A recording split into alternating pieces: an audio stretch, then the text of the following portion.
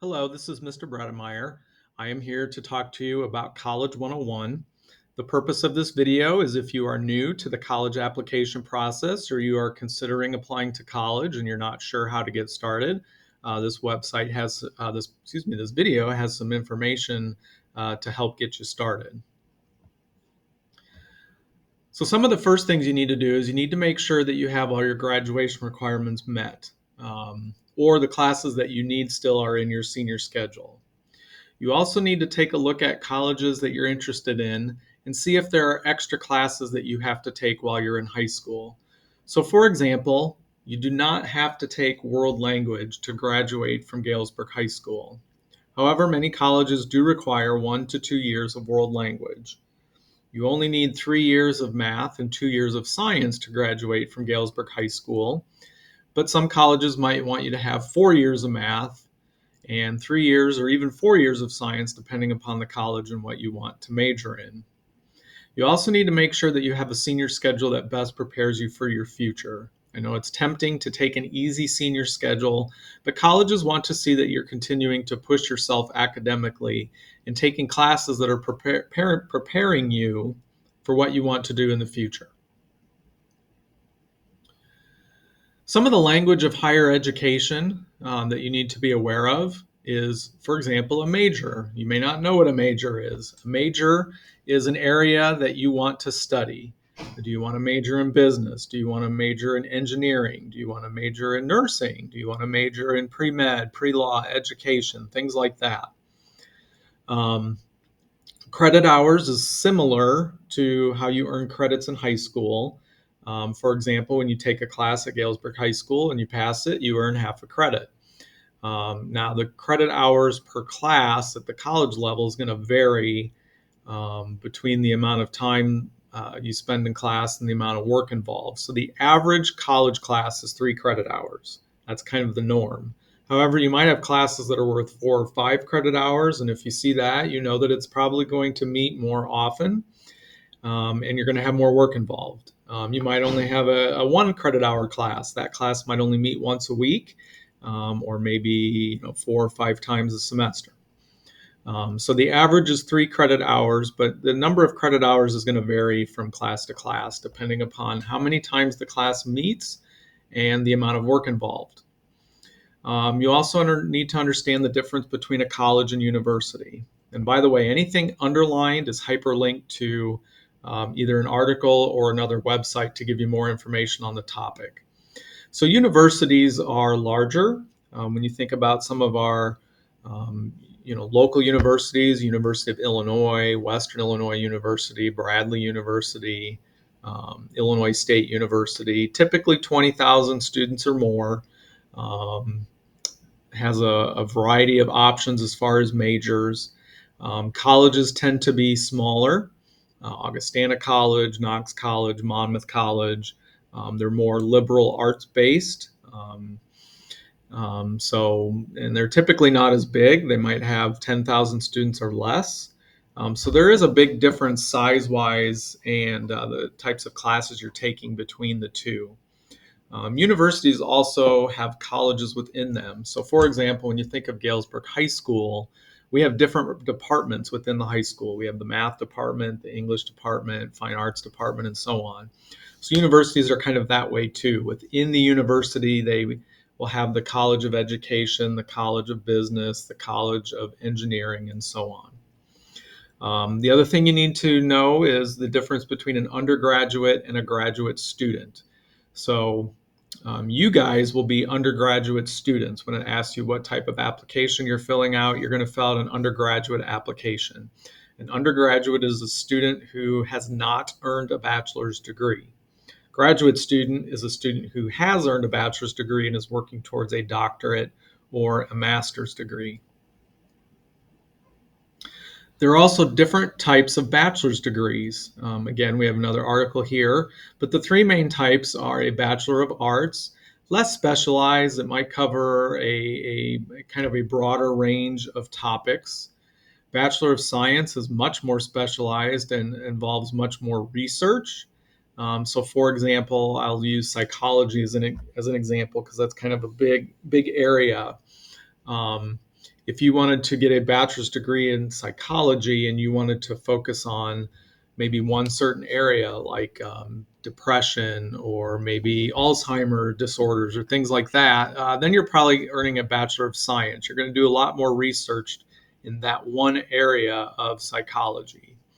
Or if you wanted to get a bachelor in psychology and wanted to be like a therapist, then you're probably looking at more of a bachelor's of arts because you're going to have a kind of a wide range of areas that you're going to cover. The same is true for other areas like business and so on. Bachelor's of Fine Arts is self-explanatory. That is if you want to get a degree in the fine arts areas of art, music, dance, or theater. Also, if you go to Sandberg or another 2-year university, you would earn an associate's degree. And just like bachelor's degree, there are different types of associate's degree. Associates in art, associates in science, associate in finance, or an associate in just general studies. So you might be asking, well, where do I even go to look at colleges that I might be interested in? And I will tell you that when I talk to students, this is sometimes the most difficult part is just starting. It's kind of like writing a paper for English class. Sometimes the hardest part is just getting started, but once you get started, things kind of start to flow.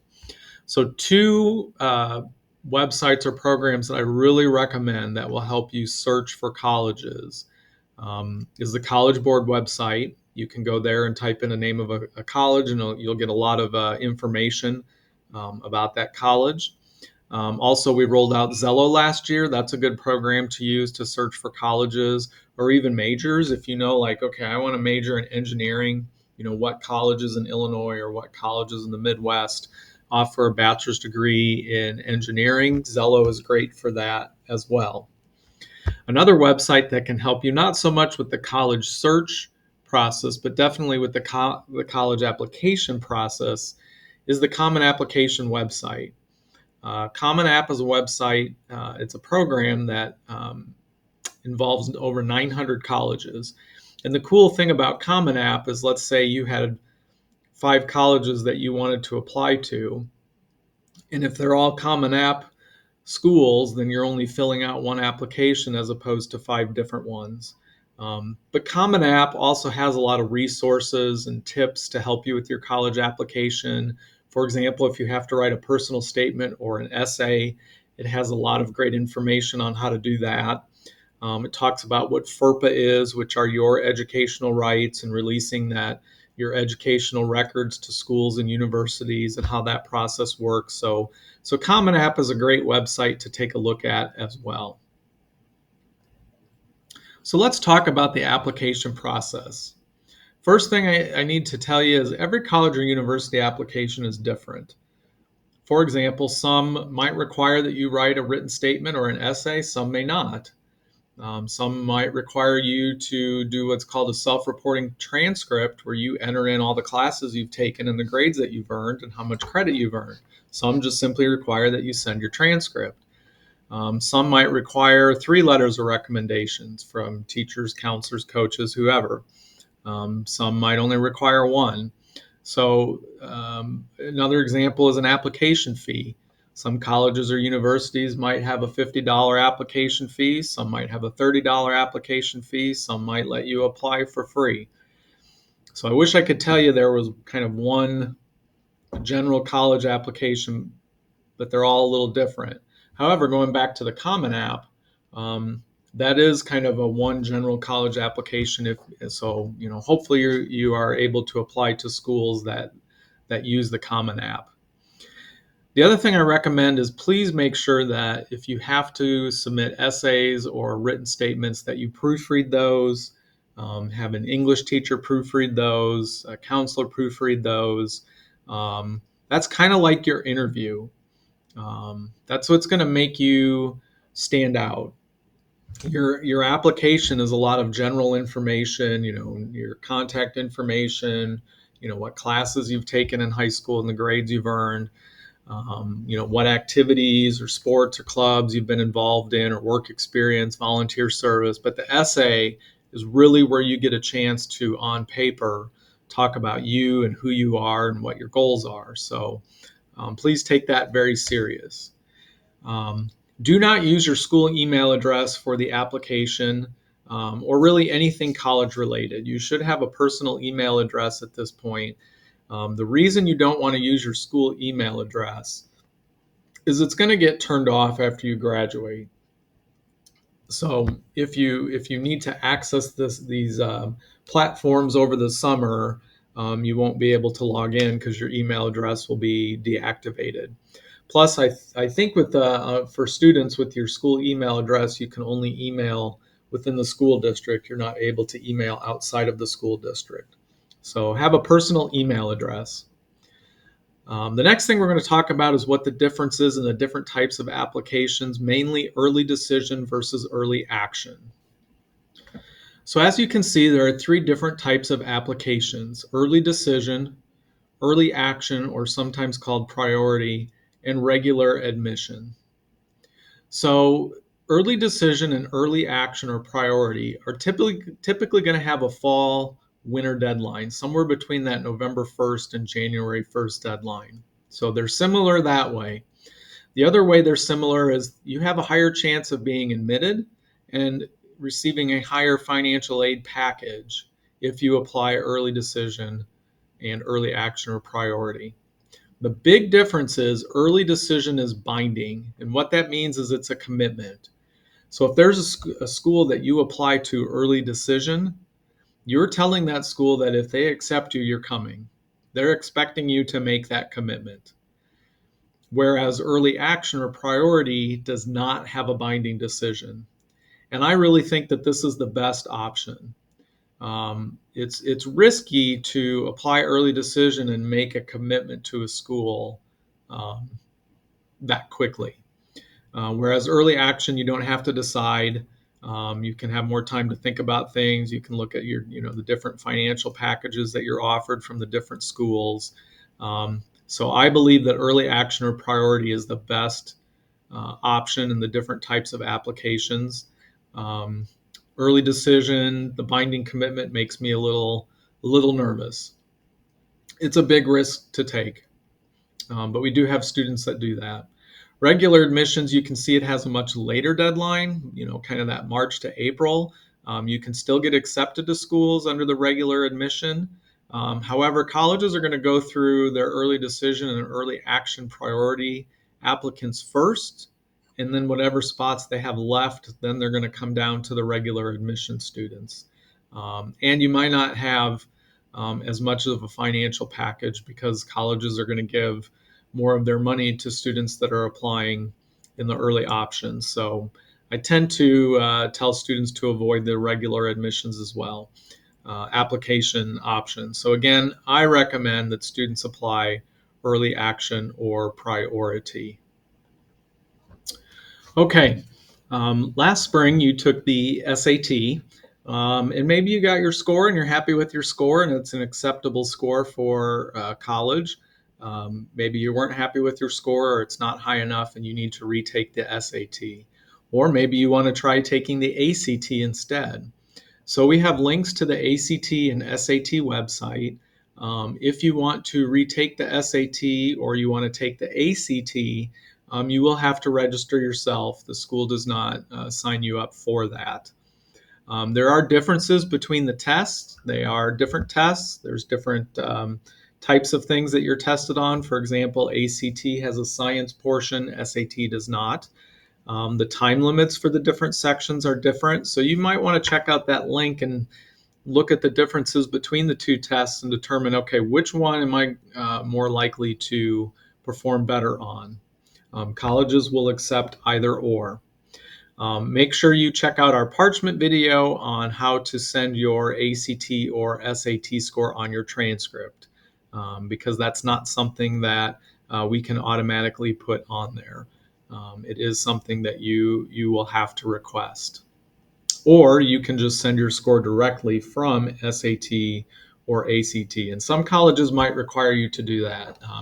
For some schools, putting it on your transcript is sufficient. For other schools, they want an official score from the testing agency. We highly, highly, highly recommend that you visit colleges that you're serious about. You can check out college websites and find dates when they're doing college visits and sign up that way. A lot of colleges do college visit dates on days where we don't have school, like Columbus Day, Veterans Day, President's Day. They know it's a good opportunity to get students on campus. But colleges do a lot of other college visit days as well, so you can sign up and register that way. Make sure that you stop by the admission office and meet with an admission officer to ask questions, review your application process, or if you've made a decision and you've made a commitment, what your steps are for registering for classes for the following school year. Don't be afraid to ask questions, and don't be afraid to email or call an admission representative. Remember, it's their job to recruit you. If someone is working in admissions at a college or university, their job is to get students to attend that college or university. So do not hesitate to ask questions, to call, to email. They are there working for you. A lot of times students are hesitant to do that. They're afraid they're going to be bothersome, or they're going to hurt well, if I ask this question, does it mean they won't accept me? Absolutely not. Please ask lots of questions. And again, please make sure that you visit the school or the college or university that you're interested in. When you think about it, if you were going to buy a house, you wouldn't buy a house without walking through it and inspecting it. If you were going to buy a car, you wouldn't buy a car without test driving it. And so that's the same thing with a college or university. You're investing a lot of time and money into your college education. So make sure it's a school that you are comfortable with, a campus you're comfortable with, a college that you feel is going to best prepare you for your future, and you're going to get a solid education. So here are some things that are going to happen this fall. You're going to have a meeting with your counselor. We call it a senior meeting. We're going to have college representatives come to GHS in the fall. You will be able to sign up to meet with them. I encourage you to come to as many of those as that you can, so you get a feel for what your different options are.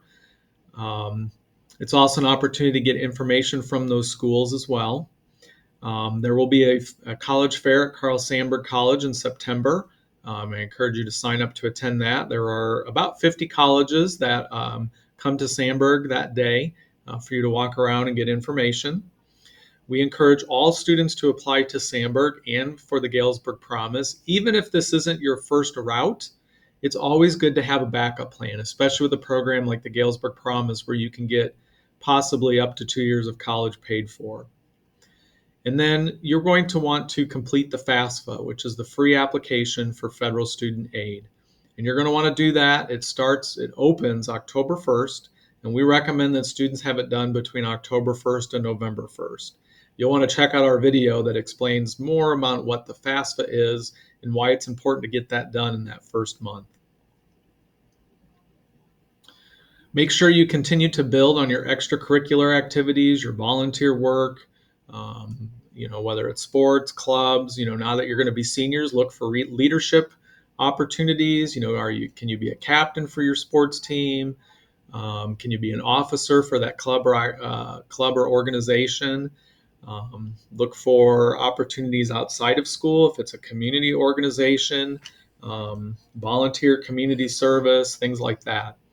Make sure you're checking out Google Classroom. There's a lot of resources there to help you. And this is the link for Parchment on where you go to have your transcripts sent. We also have a video on how you access Parchment and how you order your transcripts in Parchment. Your counselor cannot send your transcript for you. If you need your transcript sent, it's something that you have to do through Parchment. You can also have your transcript sent to yourself, and they'll be emailed to you.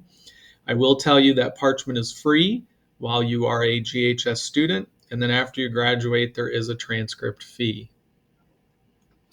If you have any questions at any time, do not hesitate to reach out to your counselor. We are happy to help you in any way that we can.